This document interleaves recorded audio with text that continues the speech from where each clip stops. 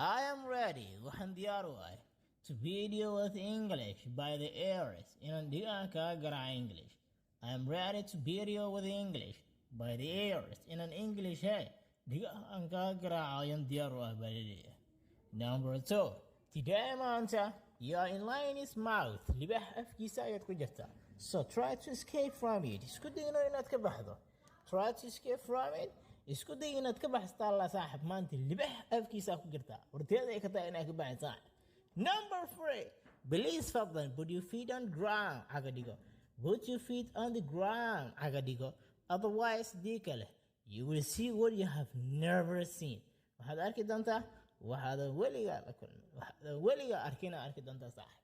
indhaha uu shay cusub ay arki doonaan dhacdo cusub ku ridaa Allah isku soo dhig markii inaad hoostiga soo gasho. Number 4, do you want waxaad doonaysaa to collect your little bones inaad lafahaaga yaryarka aad ku urursato into plastic ba inaad ku ridito maarta lafahaaga yaryarka inaad ba ku ridito maarta saaxiib Allah like saar fadlan haddii aad ka hesho muuqaalka. Bye bye.